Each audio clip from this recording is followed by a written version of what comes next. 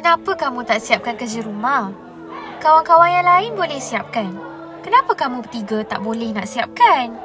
Cikgu, buku teks tak cukup. Kami kongsi dengan 3 orang. Setiap hari, ribuan anak terpinggir.